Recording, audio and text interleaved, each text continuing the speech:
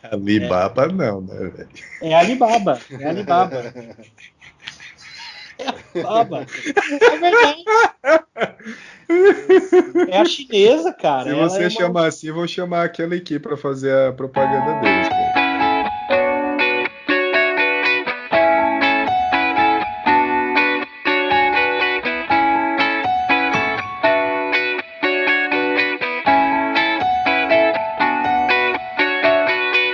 Bom dia, boa tarde, boa noite. Estamos começando o 5º episódio do Programador na Véia, o seu podcast semanal sobre tecnologia local no universo computacional. Estou aqui com os meus amigos Éder Almeida. Fala, galera. Beleza? Adriano Gomes. E aí, pessoal?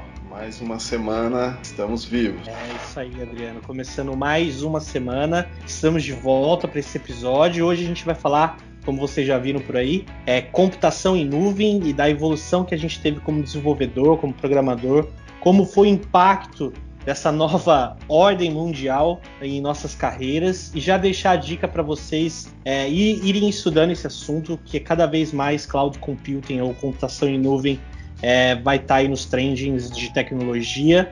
Então já vai ficando esperto, ouve esse episódio e é isso aí. E eu não poderia deixar também novamente de agradecer todos os feedbacks que nós tivemos no último episódio.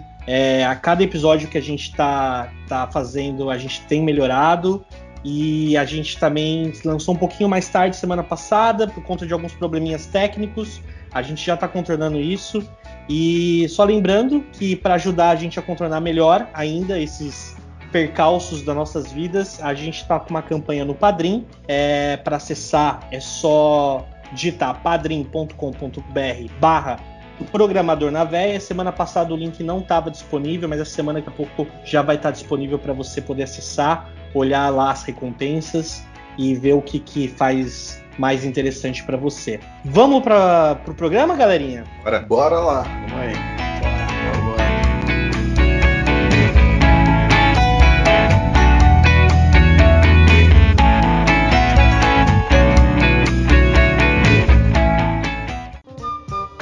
Então, começando mais um episódio, e como a gente já deixou registrado nos episódios passados, como a gente começou lá atrás, né, que a gente mexeu com servidores locais e o mundo da tecnologia se transformou, e aí a gente vai discutir um pouquinho de como que foi esse contato com a computação em nuvem, com o cloud computing de cada um de nós aqui. E eu gostaria de começar já contando uma história. A primeira vez que eu ouvi isso foi, acho que na época da faculdade.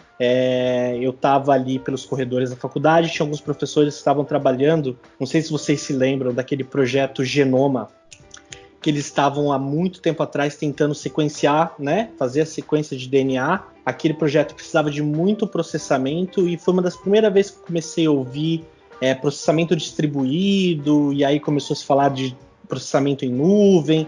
Na época, os laboratórios da faculdade que não estavam sendo usados, alguns computadores, eles ficavam disponível, fornecendo processamento para esse projeto. Foi uma das primeiras vezes que eu vi essa coisa de computação em nuvem, infraestrutura distribuída, que a gente ainda vai discutir um pouquinho se isso é cloud computing, se isso não é. E naquela época, guys, eu estava trabalhando ainda em Biritiba-Mirim, interiorzão de São Paulo, instalando servidores CentOS, e era engraçado porque a empresa não conseguia me dar um aumento, então eles me davam R$50 para cada servidor que eu instalava. Então a gente comprava aqueles Xeon da IBM, os Xeons chegavam no escritório, eu fazia toda a configuração e depois a gente empacotava e enviava para os clientes com a aplicação da empresa. E aquilo ali, cara, para hoje que a gente tem, cara, é uma distância imensa, eu sei, e eu queria ouvir um pouquinho de vocês, quando vocês começaram a ouvir esse tipo de coisa, quando que vocês se deram conta de que a infraestrutura em nuvem poderia beneficiar, inclusive, a programação. Eu queria ouvir um pouquinho da história de vocês, como vocês chegaram nessa tecnologia, por onde vocês passaram, para a gente poder entender um pouquinho do background de cada um de vocês nesse sentido, e para a gente depois lá na frente falar o quão importante entender um pouquinho desse cloud computing. Quem quer começar? Bora lá, eu falo. Vai lá, Adriano. Bom, Cauê, Cara, na verdade, assim, meus primeiros passos, né, nesse meio de cloud, de computação na nuvem, eu gostaria só de pautar como que a gente chegou aí, né? Eu acho que essa história sua é bem importante. Na época eu era mais novo, talvez acho que eu nem estava ainda mexendo muito com programação, Era nem mas vivo. não era nem, depende, né? Aí você me chamou de velho que sabe. Puta que pariu. E basicamente eu comecei com infraestrutura padrão, né? Servidor físico, famoso servidor embaixo da mesa, né? Ou aqueles salinha do servidor, né? Que a gente chamava. Os famosos CPDs lá, os centros de processamento de dados e tal. Sim. E cara, assim, eu lembro que na verdade você começa, como a gente pautou nos últimos episódios, né? A gente começa com informática, desmontando e montando. E aí acaba mexendo um pouquinho, acho que é importante, essa parte da infraestrutura, né?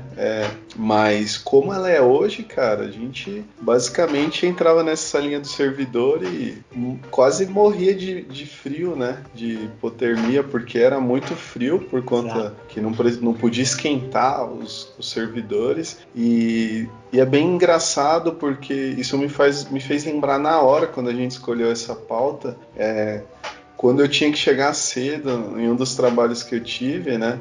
Eu tinha que chegar cedo, entrar no CPD, tirar aquelas fitas magnéticas do servidor, porque ficou rodando à noite o backup. E eu tinha que pegar o elevador, subir na sala da diretoria. Aí eu falava com o diretor, ele pegava uma chave, saca, de um cofre, abria, guardava essa fita, pegava uma fita virgem que estava dentro do cofre e me devolvia, pegava o elevador, descia para o CPD e deixava a fita no jeito e monitorava para ver se o próximo cron job estava startado, para que no outro dia eu fizesse esse backup, né? Então, eu era lembrei um processo na hora. manual mesmo, né, cara? Manualzíssimo. E aí, respondendo a sua pergunta, né?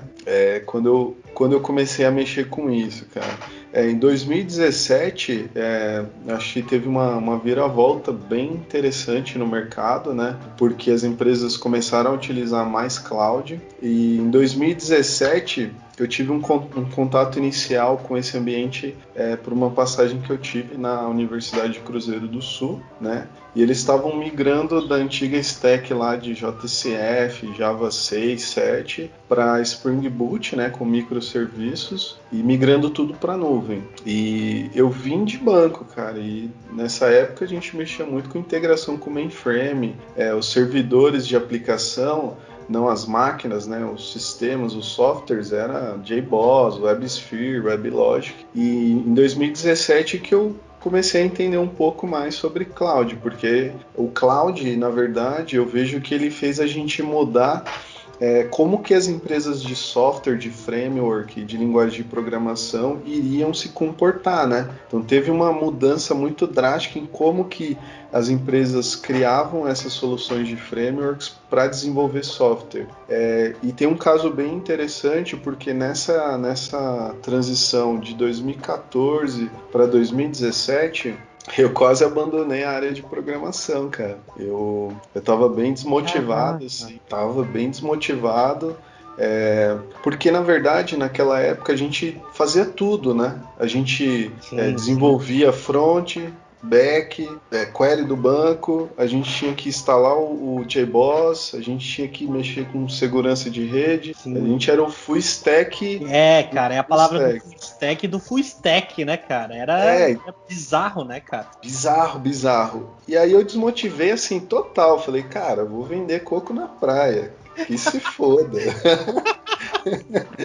Toquei o foda-se. E eu fiquei bem chateado, assim, tava bem chateado, cara. Aqueles frameworks de tela, tipo Prime Faces, Rich Face, na época era bom, né? A gente já comentou um pouco disso no primeiro episódio, mas eu não sei se foi uma luz, cara. Quando eu comecei a ver, inclusive foi uma época que eu tirei um ano sabático, né? Eu tirei um ano, falei, cara, pedi demissão, fui e falei pra mim mesmo, cara, eu vou parar um ano, vou fazer o que eu quiser da vida, fazer curso, vou viajar. E foi um ano, assim, indo de 1 a 2 vezes pra praia, ao mesmo tempo estudando, e aí que eu comecei a ver o mercado por outros olhos, né? Comecei a olhar um pouco para fora, como que as empresas no Vale do Silício e na Europa estavam se comportando com relação à tecnologia.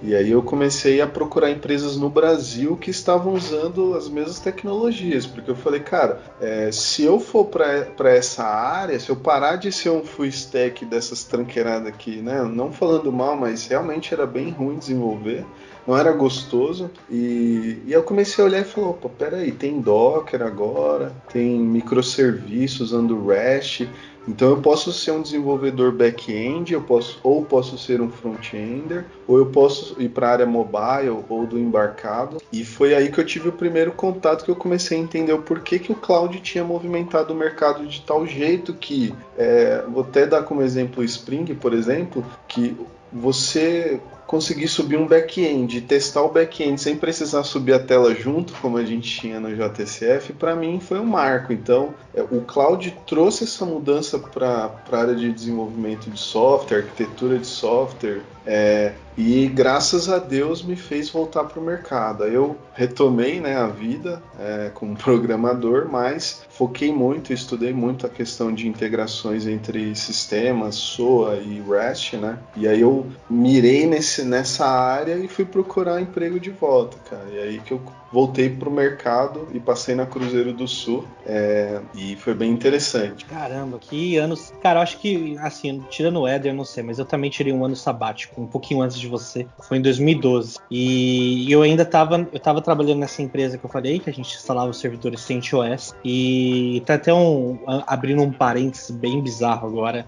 Uma das empresas que a gente prestava serviço e desenvolvia o sistema para eles, uma vez fez a contratação porque eles tinham um CPD, a gente meio que como uma parceria entre a nossa empresa de desenvolvimento e a empresa deles, a gente meio que cuidava do CPD deles. Não era o nosso CPD, era o CPD deles, mas a gente que cuidava. Era uma empresa encostada na outra, então era fácil. Aí teve um dia que eu precisei chegar mais cedo, eu lembro que era umas 6 da manhã, porque eles iam entregar os no-breaks do CPD. E eu lembro de uma semana antes, cara, era engenheiro civil, era arquiteto, era todo mundo reunido numa sala para calcular se o piso onde ia receber o no-break, ele suportaria o peso do no-break, porque era 1 tonelada de no-break que ia ser instalado. E eu lembro que o CPD ia ficar fora, porque ia ter que fazer a instalação do no-break, só que aí veio uma empresa falando, não, a gente não desliga nada, a gente consegue instalar o no-break e o CPD continua funcionando. Aquilo foi, caramba, uma revolução. Cara, o que eles fizeram na época? Eles jogaram a infraestrutura por uma infraestrutura em cloud, uma semana antes, e a gente não conhecia isso, era uma empresa de fora que já fazia esse tipo de coisa. Colocaram isso numa cloud por algumas semanas, instalaram no break e voltaram pro CPD com as informações. Cara, e foi a primeira vez que eu vi as pessoas, provisionando um computador, uma máquina virtual, uma infraestrutura realmente em outro lugar que não estava ali, sabe, fisicamente num prédio, num lugar perto de você, sabe? E foi muito louco, cara, porque quando eu falei, 1 tonelada de no-break, cara, olha o custo que é você ter na sua empresa o seu próprio CPD, né? Porque, cara, era milhares de reais a contratação desse CPD, para esse CPD nunca... em caso de queda de energia e tal, o CPD ele conseguia aguentar até, se eu não me engano, 24 horas só com as baterias ali, sem precisar daquelas no-breaks a diesel, né? Que seguram mais tempo, né? Mas, cara, era bizarro, cara. 1 tonelada de no-break, eu achei engraçadíssimo. Eu falei, meu Deus do céu, tomara que a laje aqui aguente, senão cai tudo em cima da gente. Já pensou, meu? Você para pra pensar hoje em dia, cara. Olha o tanto de espaço, de grana, de risco que as empresas corriam antes de ter o cloud computing, né? Antes de ter computação na nuvem. Tipo, era... Qualquer coisa que você fizesse, você perdia. Ou se você não tivesse backup, ou se você precisasse de um sistema de alta disponibilidade, você corria um risco bem grande. E, tipo, dependendo da empresa, tipo, minutos ali que você fica fora do ar, a empresa perde milhões. Perde uma grana brutal, velho. E eu lembro quando começou essa história de computação na nuvem, acho que eu ouvi o termo na época da faculdade.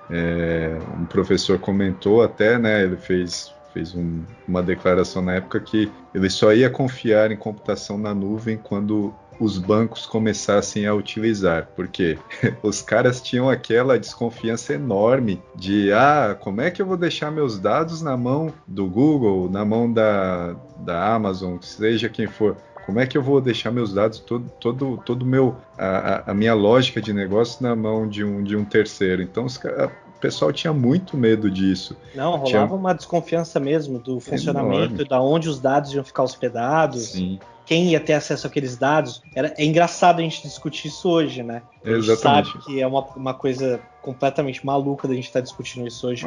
Mas na época era uma discussão real. Eu falei, cara, quer dizer que eu vou ter uma hospedagem ia já acontecer isso, já tinha máquinas virtuais pela internet, né, hospedagens e tal. Só que, cara, era aquela coisa, você tá entregando dados que eram cada vez mais sensíveis, né?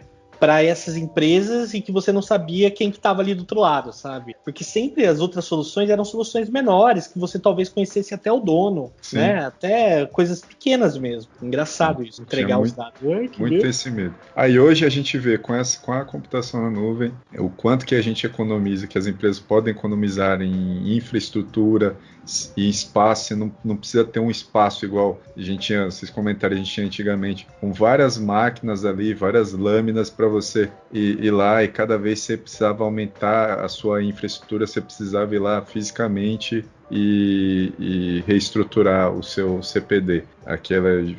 Também já instalei muito sistema em CPD. Muito. Eu era técnico de campo na época, aí tinha as visitas agendadas, né? Quando era algum lugar que era CPD para instalar, aí o meu chefe já falava, traz casaco amanhã. Porque, mano, era aquela viagem, né? Parecia que eu ia viajar. Vou pra Sibéria? Vai me mandar pra Sibéria? Por quê? Na primeira eu não entendi por quê. Eu vou pra Sibéria, vai me mandar pra outro país? Era pro absurdo, Polo Norte, cara? Era absurdo, era um custo absurdo para as empresas. Eu lembro que assim que eu entrei na empresa em 2009, um dos clientes comprou um Xeon, que na época era 4-core, era a última novidade, da IBM, super potente, era um servidorzaço. Acho que o servidor era IBM, só que o processador é Intel, né? Era Intel, E era um servidor, cara, parrudaço, assim, era um negócio que você não tinha um processamento desse em casa, tá ligado? Era impossível. E era caríssimo, naquela época, um daqueles servidores custava mais de 20 mil reais. Só uma máquina, né? Desculpa, Diego. Sabe por quanto eu comprei um desse? Tipo, há uns 5 anos atrás. Menos. Há uns 5 anos atrás. Sabe por quanto eu comprei um desse? 250 reais. Não vale nada mesmo, cara. Não vale mais nada. Tanto que não vale mais nada, que esse cliente que comprou esse servidor e a gente foi lá e instalou, passou 2 anos, aquele servidor já não estava dando mais conta. A empresa dele, obviamente, cresceu bastante também, e ele aumentou o número de terminais que teriam que acessar aquilo, e, cara, o servidor não dava mais conta. Ele teve que investir mais não sei quanto de dinheiro para comprar outro servidor para poder deixar o servidor dele, para deixar o sistema dele operacional novamente, cara. Cara, era muito dinheiro mesmo, assim, cara. Era cifras gigantescas, né? Você manter o seu próprio CPD eram cifras imensas, porque você já tinha que escalar uma coisa absurdamente grande. Você não tinha aquela coisa de que a Amazon introduziu quando ela começou a lançar os seus serviços e disponibilizar o serviço para o público, daquela formato pay as you go, né?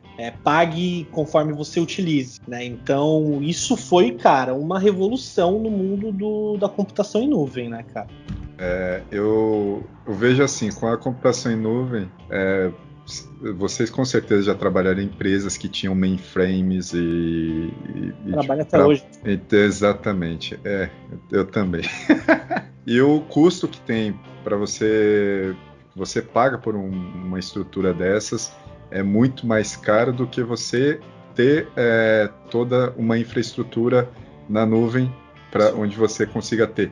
Utilizar linguagens de programação mais recentes e tudo mais. A gente tem a vantagem do mainframe, deve ser super potente, usar ali, você desenvolver um programa em COBOL, que é muito mais otimizado e roda muito mais rápido. As empresas têm dificuldade de se livrar dos mainframes. Hoje, com computação, agora com cloud computing, a gente começa a ver teoricamente, o começo da morte dos mainframes, né? Eu ainda não sei, viu, man? É uma discussão interessante, sabia? Porque, ao mesmo tempo, o mainframe, para fazer a migração de um mainframe para cloud, é o projeto que eu tenho trabalhado atualmente. Cara, ainda para eles é mais confortável estar dentro de um mainframe, por questão de latência, por questão de autogerenciamento, né, que eles têm o próprio gerenciamento ali deles. Tem o custo, mas às vezes parece que não faz tanta diferença para eles o custo. Quando a gente está falando dessas empresas, né, que tem esses mainframes, a gente está falando de cifras enormes de empresas gigantescas, né? Então, às vezes ainda para eles, na calculadora que tem dos provedores de infraestrutura as a service, ainda para eles talvez não faça tanto sentido. Então a guerra é essa, né? Cada vez mais a infraestrutura como serviço baratear para se tornar cada vez mais possível essa mudança do mainframe. Porque eu vejo que a dificuldade mais do mainframe, além do custo ser muito mais alto, é a manutenção, cara. Hoje em dia, lógico, a gente tem cada vez menos desenvolvedores COBOL e as integrações com COBOL, por exemplo, você trabalha em banco, você precisa, por exemplo, desenvolver uma feature nova, você precisa integrar com COBOL. Tem algumas coisas que são limitadas, que ou você não tem pessoas para mexer naquilo, ou não querem reestruturar aquele sistema que foi implementado de um jeito. Tá feito assim, vai ficar assim para sempre, tá funcionando e já era. Não, e às vezes você precisa de coisas novas, você precisa modernizar aquilo ali, modernizar as aplicações e a gente sempre bate no COBOL. Tá feito assim desde o início dos tempos e a gente não quer mexer. Essas empresas, elas têm aquela mentalidade do time que tá ganhando não se mexe. Né? Exato. Só que uma hora a casa cai, né? Uma hora a casa cai, obviamente. É difícil, né, tu manter um legado, né, e virar a chave para tudo, né? Acho que os três aqui já passaram e ainda estão mexendo com o mainframe, né? Pelo menos com as integrações. Eu, particularmente, vejo que tem algumas dificuldades, principalmente de entender que o novo, né, que as novas tecnologias têm capacidade de processamento talvez tão com maior que o COBOL, sabe? Porque hoje você pega um pouco do Data Science com Python, com Scala, usando algumas tecnologias de serviço de processamento distribuído, cara, que dá uma alta capacidade tão com igual ao mainframe, né? Mas ainda existe. E eu acho que você falou algumas coisas que só seriam possíveis com Cloud Computing, né, cara? Data Science, do jeito que a gente está vendo hoje, nessa escala, né? Não falando da programação em escala, mas nessa escala em que o mundo está usando ciência de dados e informação para benefício da própria empresa ou benefício da sociedade de alguma forma, eu acho que sem a computação em nuvem seria muito difícil alcançar os resultados que a gente tem hoje. Isso é verdade. Sim, isso é verdade. Tem um cenário que é bem interessante, que a gente está falando de servidores, né? Em cloud, óbvio, né? Tem antigamente, como a gente tinha esses CPDs, mas o jeito também de pensar em programação, se vocês permitirem, tem uma passagem de um projeto que eu fiz que eu gostaria de comentar, né? Manda lá. Tem uma empresa, não é a que eu estou trabalhando agora, né? É uma companhia aérea que quis soltar uma promoção no Facebook, onde a pessoa se inscrevia, curtia, compartilhava lá um post, né? E ela ia concorrer a uma viagem para Grécia e Roma, se eu não me engano. E a gente teve uma missão, cara, de imprimir 500 mil de cupons em 48 horas, se eu não me engano.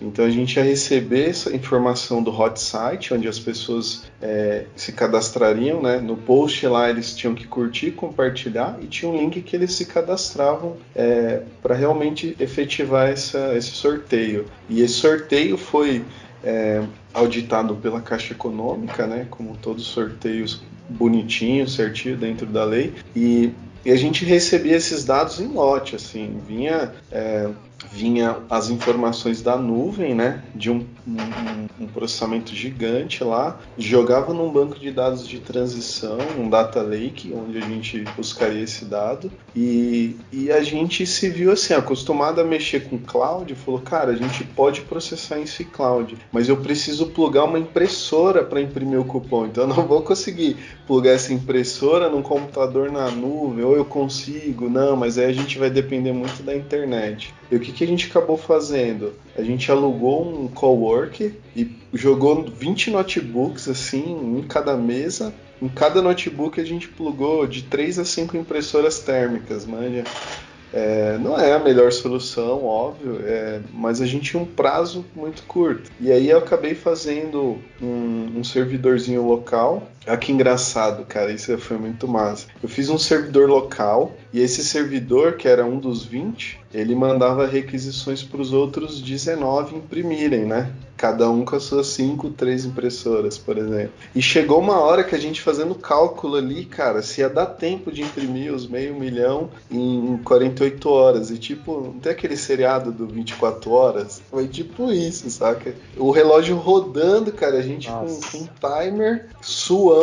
E aí eu fiz as contas, falei, cara, e eu tremendo já. Eu falei, fala pros caras. Pedi para um dos gestores lá da consultoria, falei, faz as contas de novo, cara, para ver se eu tô certo. Aí o cara fez as contas e falou, Adriano, tá errado, a gente não vai conseguir imprimir. E é o seguinte, quando terminar de imprimir, vai estar tudo encaixotado esses cupons, a gente tem que jogar num caminhão e correr pro aeroporto, que vai pegar um avião e levar para onde tá.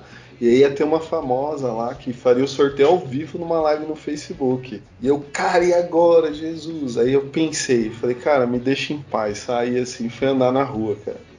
Me lembro até hoje. Fui num posto de gasolina e isso foi quase no final do primeiro dia. Então as 24 horas estavam acabando. E aí eu parei e pensei, falei, cara, tem alguma coisa um rabo errada. De galo. Tomei um rabo de galo com Red Bull, porque eu não tava dormindo. E aí eu pensei, cara, eu preciso pensar diferente, a programação precisa ser, o processamento do software precisa ser distribuído e não ter um carinha aqui mandando bilhetinha, saca? Processa isso, processa aquilo. O que eu fiz? Eu simplesmente tirei o client dos outros notebooks e todos eles viraram servidores. Quando eu fiz isso, cara, foi mágico, assim. Eu acho que até o vídeo gravado, que quando eu virei a chave e atualizei todos esses notebooks, cara, um monte de cupom saindo assim, clac, clac, clac, clac, clac, clac, clac, clac, saindo, e a galera não conseguia repor as bobinas na impressora. E aí a gente, porra, agora vai. Aí a gente fez uma métrica ali, tipo, processou 10 minutos, quantos cupons imprimiram? E a gente tinha um dashboard, né, que falava, foram impressos tantos cupons nos últimos, 10 minutos. E aí a gente fez as contas e falou, cara, como a gente perdeu muito tempo, nós vamos bater assim, 44 do segundo tempo, saca? E foi justamente isso. E aí, o que aconteceu? Eu dormi 2 horas nesse final do primeiro dia. Olha a vida do programador, gente. 2 horas no hotelzinho do lado desse cowork. Eu não dormi, cara. Eu dei uma cochilada, levantei preocupado, corri lá pro cowork e os caras, não, tá todo vapor, cara. E aí deu outro problema, que era o mesmo software, só que a gente já tava usando um banco NoScycle, né? E parou, cara. Começou a processar assim em câmera lenta. Cansou. Aí parava. Cansou. E eles desesperados, aí eu falei, mano, tô no hotel ainda, peraí que eu tô correndo aí. Aí lavei o rosto, corri, olhei e falei, cara, não é o software, tá certo. Aí eu parei, falei, putz, já sei o que é. Como entrar dado novo no banco, né? Se a gente lembrar da indexação de dados, os dados que já existiam, que foi o pré-carregamento, eles estavam indexados, mas os novos não. E aí eu rodei um comando lá no Mongo para reindexar o índice dos dados. Quando eu rodei, cara, foi automático, de novo, a fabriquinha rodando tudo certinho, cara. Nossa. Foi assim, missão 007, mas que aventura. O conceito, né, que a gente está falando de mainframe, de processamento distribuído, é um pouco disso, né? Sim. E é bem louco, cara. Se não tivesse isso... o sistema distribuído dentro do próprio do cowork. Masterização aí, ó. Mas vou te falar, viu? Ó, não passava um alfinete, cara. Lógico, cara. Quando tem prazo é fogo. Assim. É doido. Você foi quase o Goku quando tava morrendo lá pro Freezer e virou Super Saiyajin. Agora vai! Só que no final ele ainda tinha que sair de Namekusei, porque senão ele ia morrer.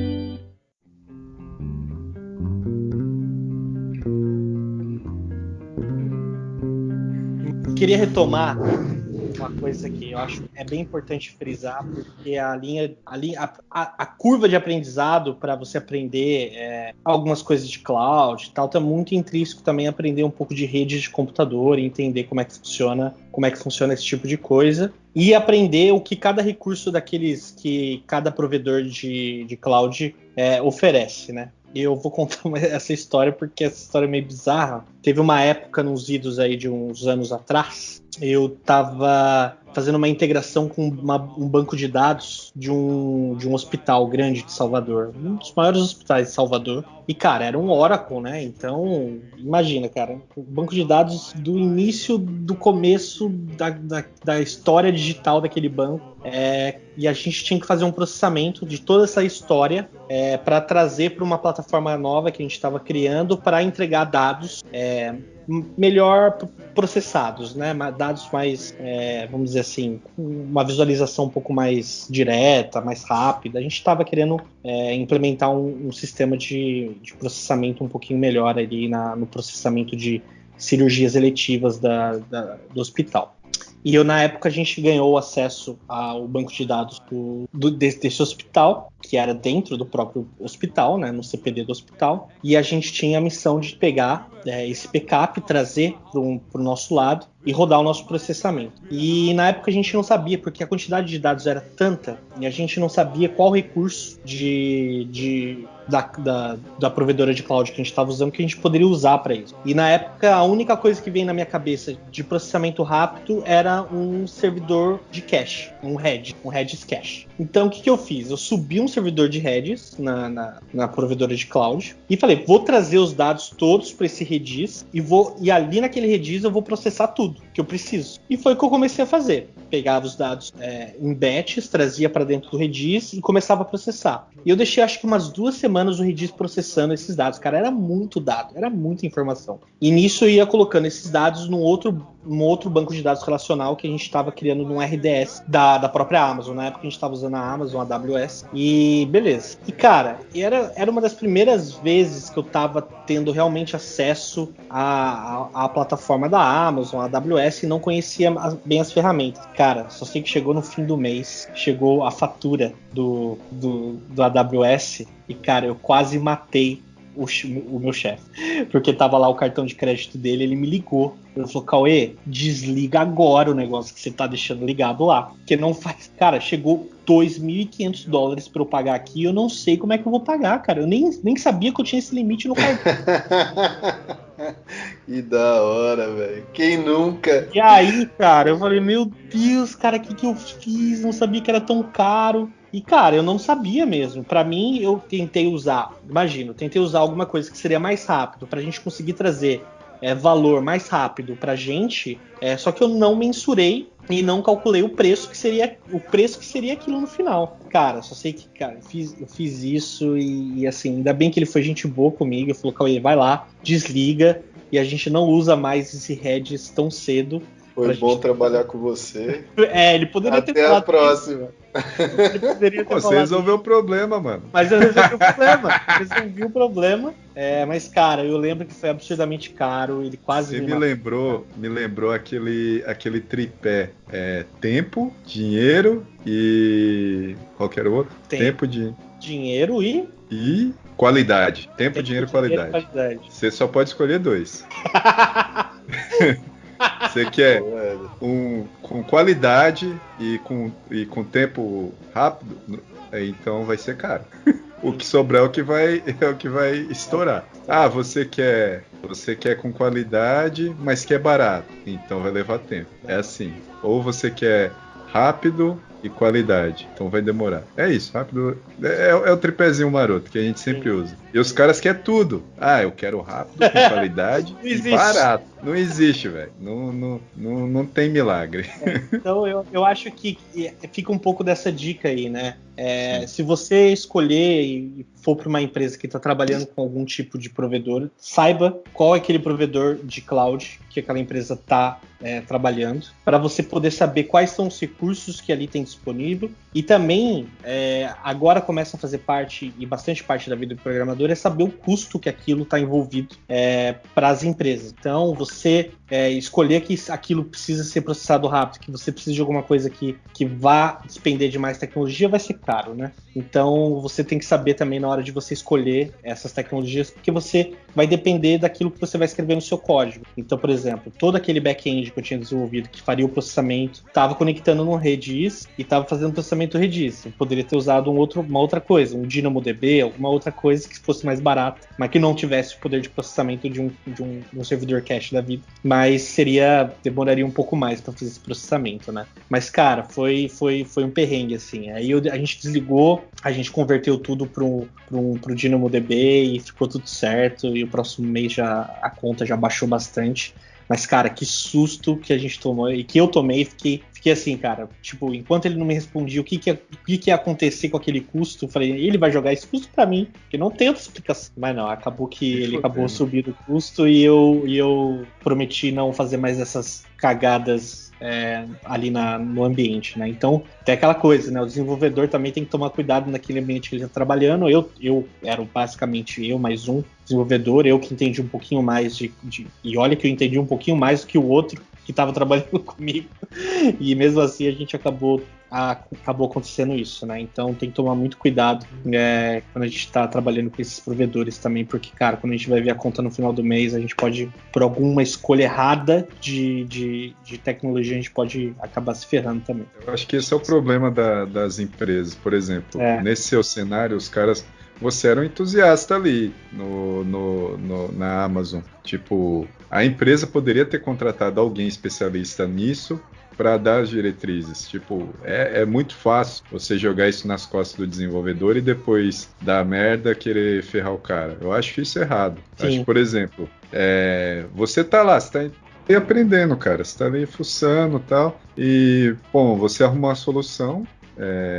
Poderia não ter sido a mais barata, mas você arrumou uma solução que resolveu o problema. Então, qual era o certo? O que a empresa deveria ter feito? Deveria ter contratado alguém especialista naquilo para poder te dar as diretrizes, te apoiar nisso. Então, exato. Se você está numa empresa, se eu sou contratado como especialista Amazon, beleza, eu sou responsável pelo custo, mas eu sou ali um desenvolvedor, você vai precisar fazer a integração lá com a AWS, usar os recursos. Cara, o que tiver lá eu vou usar, mano. Eu vou ver o que é melhor. E você tá numa loja de doces, cara. Você vai pegar os mais gostosos. Não, vou pegar esse aqui que é mais barato. Não, tem tudo aí, você usa à vontade. Cara, obviamente, você vai ponderar ali e você vai ver, putz, isso daqui é legal. O que é mais da hora, o que é mais... cara, eu acho que o desenvolvedor também tem que conhecer e saber o que tem que usar e pensar no... Se ele for contratado para isso. Eu sou contratado como desenvolvedor, cara. Eu não sei, eu acho que eu não tenho que me preocupar com o custo de Amazon. É bom eu saber pro meu conhecimento pessoal, obviamente, mas você, tá aqui para você usar, cara. Tá aqui, meu filho. Use à vontade. Tá bom, vou usar. Mas a partir do momento, tem que ter alguém acima ali para te dizer, isso daqui a gente vai usar de tal forma. Ou ter alguém que vai limitar o recurso, vai limitar o que você pode usar. Uhum. Eu acho que são... geralmente, tudo conversado. Geralmente a equipe de operações, né, que é a chamada Ops, ou SRE, né, que é Site Reliability Engineering, vai te dizer quais são os recursos daquele provedor de cloud que você tem disponível para poder usar. Você tem um RDS, você tem um ACR, você tem um ECR, você tem aquilo que estiver disponível para você fazer e para você poder utilizar, né? E o tamanho que é aquilo, né? E... Diga. O cara chega, Cauê, eu quero que você pesquise o custo disso para você usar e tudo mais. E eu não sei, aí vai de você falar, velho, eu não curto isso não. Por exemplo, essa parte já administrativa pessoalmente eu acho interessante, mas tipo, no ambiente de trabalho é o que eu não gostaria de fazer. Entendi. Meu negócio é codar. Eu vou fazer código, vou desenvolver, pensar arquitetura, estrutura, otimizar, tipo, é a minha pegada. Aí já, quanto vai custar, tipo, não sei o que lá na Amazon. Tipo, bom é alguém que manja disso, que saiba até quanto que a empresa pode gastar, né? Quanto que a empresa está disposta a pagar, que vai falar com, sei lá, com o pessoal do comercial, enfim, vai ter é outra pegada, é outra vertente para mim. Então, acho que a partir do momento que não tem uma diretriz ali, ó, sobre o que você pode fazer ou não, eu acho ruim. Entendi. E falando um pouquinho dos provedores, eu acho que na onda que veio aí, né? Acho que a Amazon foi. A gente falou Amazon por aí, mas a Amazon foi a primeira, né, cara? Nesse modelo de pagar por aquilo que você está utilizando, a Amazon, para mim, assim, eu não vejo outra empresa que tenha tomado tanta iniciativa e disponibilizado uma infraestrutura tão boa quanto a AWS tem disponibilizado, né, para as pessoas, né? Existem outras e as empresas foram nessa vertente. A própria IBM mudou isso, né, dentro da própria empresa, né? Ela ainda continua vendendo e operando e gerenciando mainframes, né, e CPDs e tal, mas também ela tá com uma área de cloud também aí disponibilizado para todo mundo. Eu não acredito que seja aí, pelo último ranking que eu vi do Tech Radar, cara, a IBM tá lá embaixo ainda, não começou um pouquinho depois, né? Engraçado ver isso, né? Uma empresa que foi líder tanto tempo numa área parecida com essa, né? E não tomou as rédeas e deixou uma empresa de varejo, que era na época a Amazon, né? Que vendia as coisas ali dentro do site. E acabou que a Amazon acabou criando uma infraestrutura e disponibilizando essa infraestrutura para terceiros e acabou ultrapassando hoje a IBM nesse quesito, né, cara? É meio estranho ver isso, né? Mas é o que é o mundo hoje. E aí vem Microsoft no caminho, né? A gente tem a Amazon hoje como líder absoluta na parte de provedor de cloud. Depois a gente tem a Microsoft. E o mais legal é que uma coisa que a gente não conhece, em terceiro lugar vem a Alibaba, ou Alibaba, como você quiser chamar aí. Alibaba não, né? É Alibaba. É Alibaba. É verdade. É a chinesa, cara. Se você chamar assim, eu vou chamar aquela aqui pra fazer a propaganda deles, pô. Vai Alibaba, cantando Baba Baby. É que não tem acento, Alibaba, chinês, não sei como é que E ela, na mesma vertente da Amazon, né? Que ela também não tem nada a ver com cloud computing, ela também acabou disponibilizando aí serviços e uma infraestrutura. A gente tá falando mais de Ásia nesse momento. Mas, cara, falando em Ásia, a gente tá falando de bilhões de pessoas, né? Então, é gente pra caramba. Então, a Alibaba, ou Alibaba, com o Senkeliki, tá em terceiro lugar já hoje no mundo aí de... Porra! Isso aí quer acabar com a minha credibilidade. Quebra, hein? Safado. Bom, eu acho que a empresa, vem uma empresa igual você citou do varejo, que cria uma tecnologia, que isso eu acho super bacana. Eu acho que é a empresa que vai percebendo, acho que vai aprendendo consigo mesma, né? Vai vendo que ali vai crescendo a empresa, eles vão precisando criar até novas tecnologias, estruturar de certa forma para poder atender o mercado. Então eles acabam nessa onda aí, lógico, empresas que investem em tecnologia. Tem empresas que ficam aí 50 anos com o mesmo sistema lá, sem mudar nada. Isso é ruim. Aí você perde uma puta oportunidade de ajudar tanto os seus colaboradores a evoluírem, aprendendo novas tecnologias, bolando novas soluções, e aí que acho que foi bem o caso da Amazon.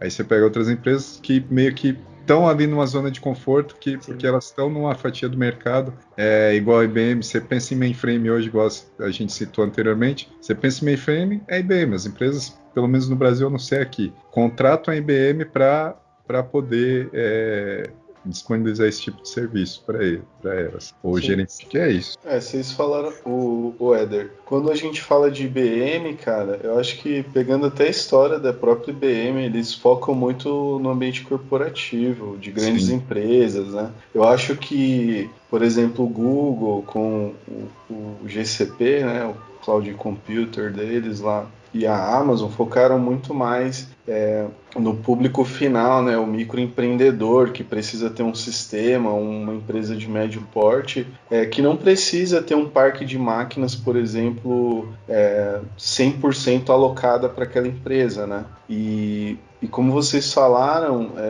eu acho que tem esse público, e por ser muito user-friendly, como a gente citou no episódio anterior, mas nesse contexto de hoje, focado hoje, você consegue subir um sistema na Amazon, no Google, em poucos minutos, né? E isso facilita muito. Eu acho que todas as empresas acabaram andando bem por esse lado, mas tem uma outra vertente também que eu acabo trabalhei muito tempo, né, com essa parte de site, de e-commerce, e hoje, além dessas grandes empresas, a gente tem uma outra gama, né? Por exemplo, você vai publicar um site, você não vai pagar $100, $500 por mês para hospedar um site, né?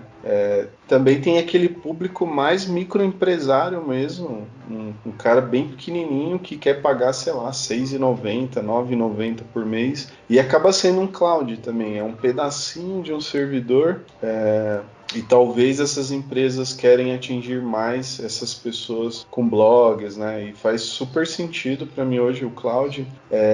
Mas eu concordo contigo, voltando à questão da programação, né? Como que as empresas, quando elas te entrevistam, o quanto que elas estão esperando da gente hoje, né, com relação a conhecer o cloud? Eu também, eu vejo que o Google, a Amazon, principalmente são as duas que eu uso, quando você vai fazer um cálculo, por exemplo, na Amazon, é todo tarifado em dólar, né? Então, você faz o cálculo, tem uma calculadora que você estima, né, mais ou menos, se você usar aquela quantidade de horas, dificilmente vai chegar tão perto, porque depende muito do processamento do sistema que você vai subir.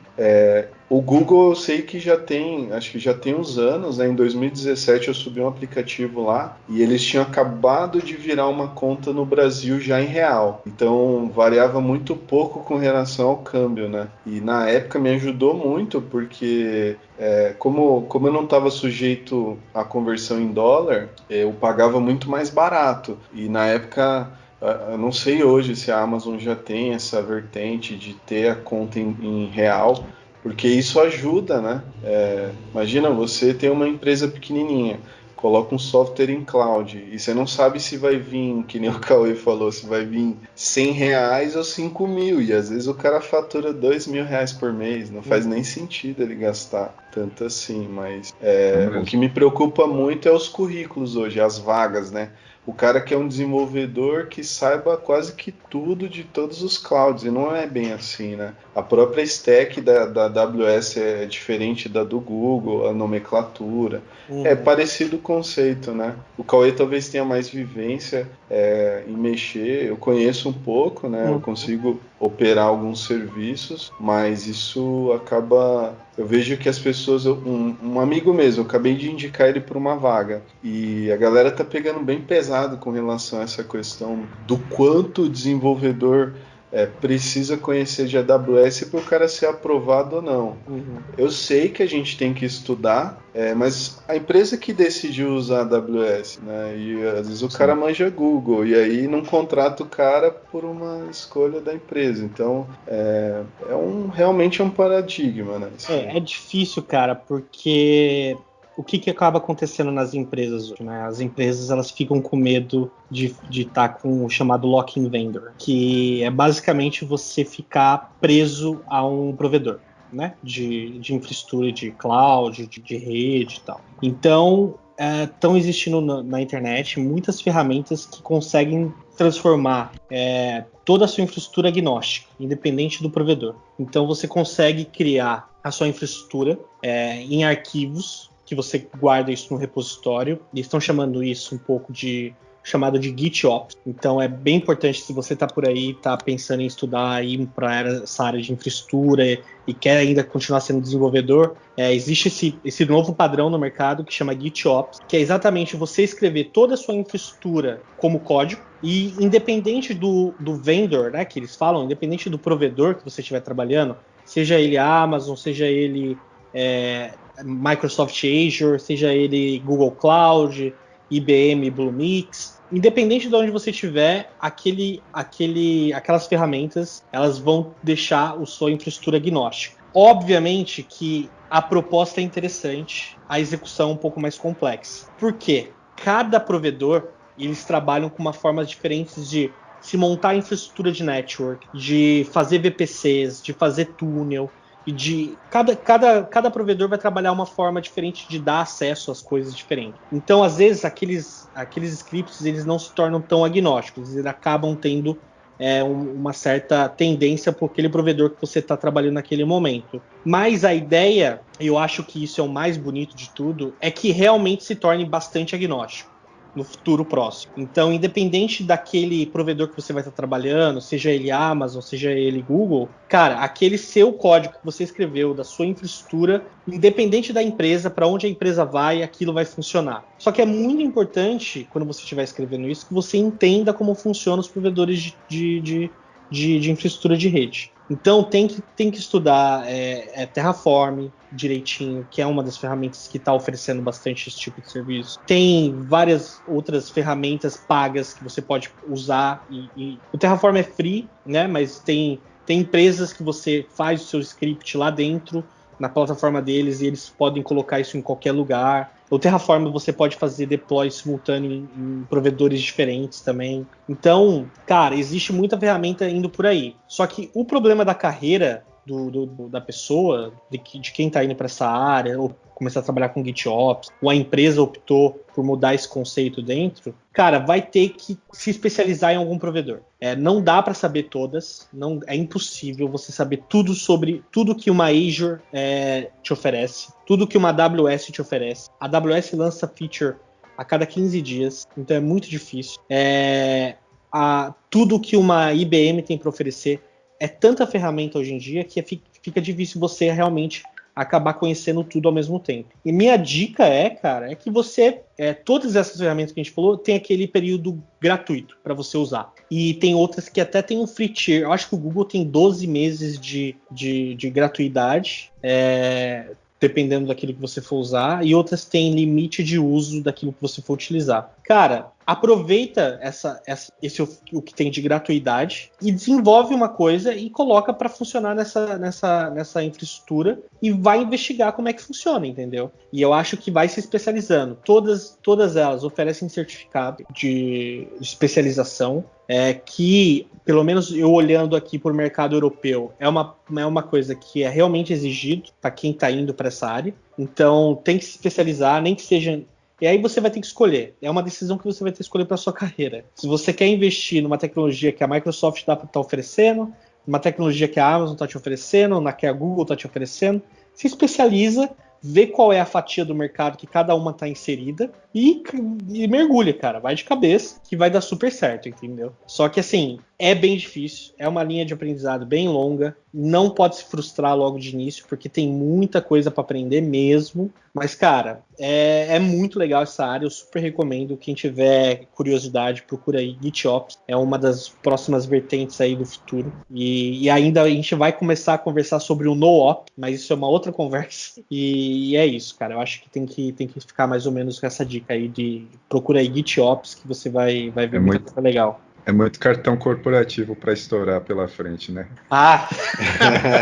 Cara, muito. Cuidado com o cartão de crédito que vocês colocam nos seus provedores. Não coloque o seu, nunca. Coloque o do chefe. Realmente, a boa prática que eu fiz nisso foi criar cartões de crédito que expiram, né? Para exatamente eu ver o que está sendo cobrado ali. Eu estou testando um provedor novo. Eu entro no aplicativo, gero um cartão virtual e coloco ali, com 3 meses de validade, e é isso. Eu faço isso para testar. É uma prática que eu vi para eu não me frustrar e ver um cartão de crédito arrebentar. E também é uma forma que a gente às vezes tem que ter para também tem que aprender. Às vezes tem que gastar um pouquinho mesmo, tem que investir em você mesmo. E acaba acontecendo isso. E cuidado, pelo amor de Deus, não vai fazer uma conta de $2.500 numa tecnologia. E é isso? Acho que é isso. Conclusões, cloud computing é o futuro, já é a realidade ou tem coisa mais interessante por vir aí? O que vocês acham? Com certeza vai vir mais coisa boa, mas o que temos para hoje é isso. E ainda acho que tem muito chão ainda para o cloud computing, muitas evoluções. Ainda vão criar trocentas coisas em cima disso, trocentas formas de trabalhar. Então, sim, a inteligência artificial tá vindo bem forte, né? Aí, o Adriano citou Data Lake, né? Que é o lugar onde você coloca um monte de dado não estruturado para a inteligência artificial poder. Tem muita coisa vindo por aí. E eu acho que o futuro e o presente agora, né? Já é bem excitante por causa dessas coisas. Bem bacana, concordo. Eu acho que para nossa carreira hoje é imprescindível, né? Estudando um pouquinho, eu comecei na verdade com cloud estudando Docker, né? Porque hoje a gente tem muito container. Quando a gente fala de cloud, basicamente a gente compra pedacinhos de microcomputadores, uma fração de 1 milésimo lá de um computador grandão, resumindo a grosso modo. E abre muitas portas. Eu super recomendo estudar tanto o GCP da Google quanto o ambiente cloud da AWS, porque eu comecei pelo do Google, na verdade, né? Para mim, eu achei ele mais simples, assim, e comecei com a conta gratuita. Você recebe $300 ou alguma coisa assim para começar, e pode consumir esse crédito lá. E abriu-se muitas portas, e volta a falar, faça um laboratório, cria uma aplicaçãozinha, sobe lá, mostra, bota no currículo o link, porque isso faz diferença na hora de realmente você ir para o mercado, você conhecer o conceito, nem que for assim, eu já subi uma aplicação, eu conheço do que você está falando, você já vai estar à frente de muito desenvolvedor que não se atualiza, né? Exato. Não sei se vocês têm essa mesma percepção. Cara, eu acho que, complementando inclusive o episódio passado da caixa de ferramenta do desenvolvedor, e a gente chegou a dar uma pincelada rápida no episódio passado, cara, Docker, que é você containerizar a sua aplicação, eu não sei como é que fala isso direito, mas você colocar dentro de um container, e você entender o conceito de container, o que é uma imagem, o que é um container, você entender quais os pedacinhos que você precisa para sua aplicação funcionar. Eu preciso de um banco, eu preciso de um Node.js, eu preciso de um Redis Cache, eu preciso de um RabbitMQ. Você montar esse quebra-cabeça na sua máquina, dentro do container, você conseguir testar e emular esses serviços que as infraestruturas têm para oferecer, cara, vai deixar a sua aplicação já blindada para quando ela tiver que ir para a infraestrutura de rede, para a infraestrutura da empresa, do provedor de cloud. Cara, Docker, hoje, qualquer desenvolvedor que precisa entregar uma aplicação, na minha opinião, ele tem que, como objetivo, entregar sua aplicação dentro de um container funcional, direitinho, porque é isso que vai fazer todo o processo de entrega do seu pacote cada vez mais rápido e melhor, com mais qualidade, e que você vai saber exatamente que você está executando ali na sua máquina, porque tem aquela velha máxima, né? Funciona no meu computador. Com o container você tira essa variável de lado e coloca isso dentro de um negócio agnóstico que vai conseguir funcionar em qualquer lugar. Então, o desenvolvedor hoje ele tem que entender o que é Docker e estudar de verdade como é que essa ferramenta funciona e o poder que ela pode entregar na mão do desenvolvedor. É realmente um grande poder. Dizem que foi com essa frase aí que nasceu o Docker, né? Funcionou na minha máquina. Então o cara colocou transformou a máquina dele. Exatamente. Porque eu escuto isso até hoje. Né? E é exatamente isso que acontece. Quando eu escuto, eu coloco num container e vejo assim, cara, funcionando na sua máquina, porque na sua máquina ela tá viciada a executar perfeitamente aquela sua aplicação. E dentro de um container você tem uma coisa virgem, né? Completamente fora desses vícios, né? E você tá isolado ali dentro. Então você consegue pegar problemas e códigos mal feitos, esse tipo de coisa. Então você consegue pegar rapidamente um problema ali dentro. Então, cara, tem que estar dentro da sua caixa de ferramenta. A gente falou de sistemas operacionais no episódio passado. É muito importante que você tenha os conceitos de sistemas operacionais dentro de você e que você carregue isso para dentro do conceito do Docker e siga adiante com essa caixa de ferramenta pelo resto da sua carreira. Aí. É isso? Muito bom. É isso. Muito bom, galera. Temos um episódio e agora a gente vai pra aquele momento, Éder. Sabe aquele momento? Aquele momento gostoso que você gosta bastante. Gosto muito. Não é abrir o Notepad++. Não é esse momento. Já abri ele faz tempo, ele me acompanha aqui, ó. Entendi. Então vamos para o momento cultural do programa Turna Véia. Boa! Bora lá! Bora. A motoquinha.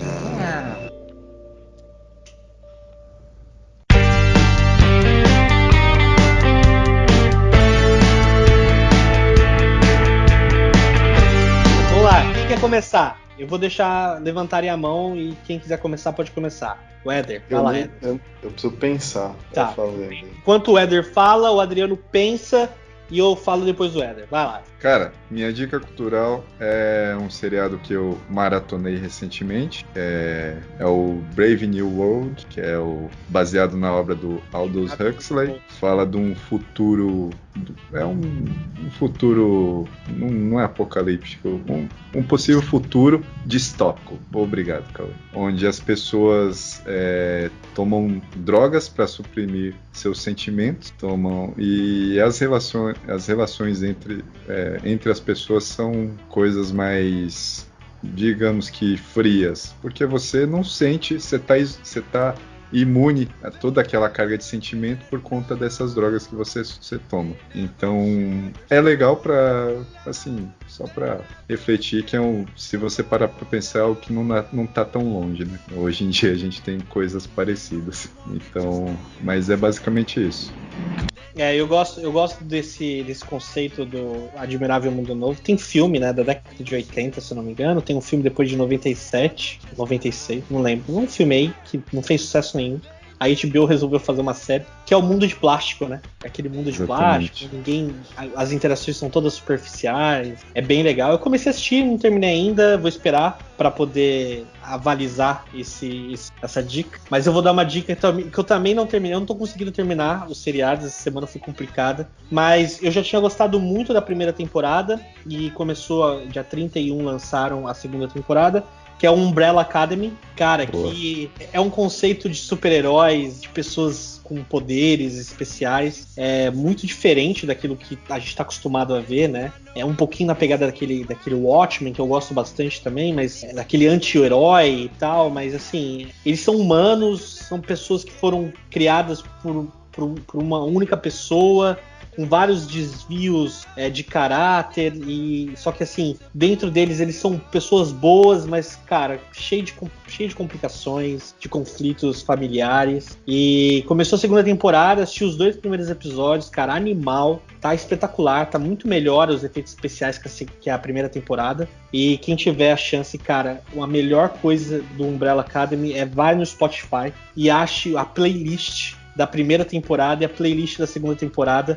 E, cara, dá play e vai trabalhar com essa playlist que playlist maravilhosa. Recomendo demais. Spotify, a Umbrella Academy também. Então, uma dica musical, dica de seriados. E é com você, Adriano. Conseguiu pensar alguma coisa? Pensei, muito bom.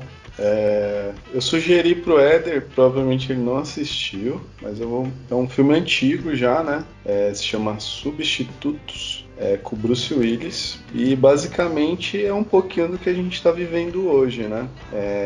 Existem robôs, né, que são as nossas vestes físicas, então basicamente as pessoas ficam em casa e esses robôs saem na rua por eles, né? Eles se conectam quase que remotamente com esse robô, que é um clone, né? Fisicamente é igual a pessoa, só que mais novo, né?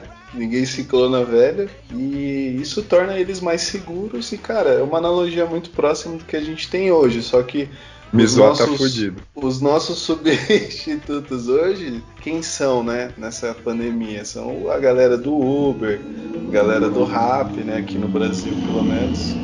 Nossa.